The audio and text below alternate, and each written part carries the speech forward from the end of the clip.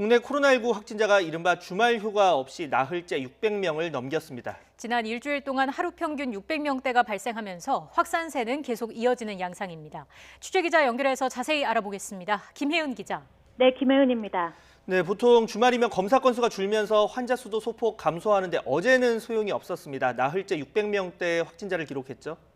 맞습니다. 어제 하루 국내 코로나19 확진자는 672명입니다. 국내 발생이 649명, 해외 유입 23명입니다. 어제 하루 선별진료소 검사 건수가 금요일보다 2만 6천여 건이나 적었지만 확진자는 오히려 늘었습니다. 이 때문에 검사한 사람 가운데 몇 명이 확진되는지를 나타내는 양성률은 금요일 1.48%에서 어제 3.67%로 급증했습니다. 양성률이 3%대를 보인 건 3차 대유행 정점기였던 지난해 12월 26일 이후 넉 달 만입니다. 어제 확진 현황을 살펴보면 서울은 닷새 연속 200명대를 기록했고 경기 181명, 인천 19명으로 수도권에서만 400명 넘게 나왔습니다. 또 부산 30명, 경남 67명, 전북 21명 등 전국 모든 시도에서 확진자가 발생했습니다. 사망자는 3명 더 늘어서 누적 1,797명으로 증가했고 위중증 환자는 6명 줄어서 102명입니다.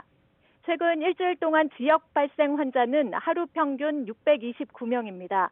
특히 감염 경로가 확인되지 않은 환자 비율이 최근 2주 동안 27.7%에 달해서 환자가 계속 증가할 가능성이 큽니다.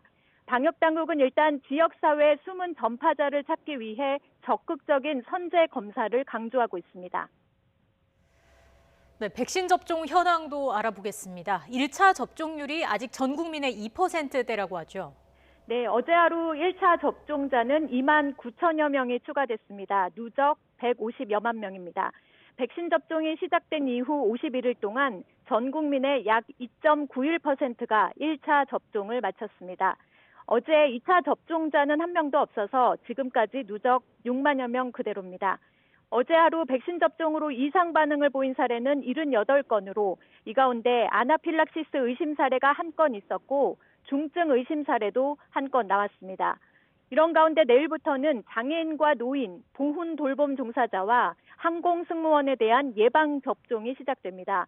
다만 희귀 혈전증 부작용을 예방하기 위해서 30살 미만에 대해서는 아스트라제네카 백신을 접종하지 않고 있습니다.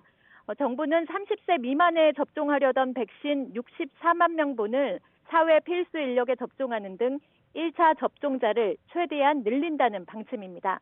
오는 26일부터는 의원급 의료기관과 약국 종사자 그리고 투석 환자들이 아스트라제네카 백신을 접종받게 됩니다. 지금까지 보도국에서 YTN 김혜은입니다.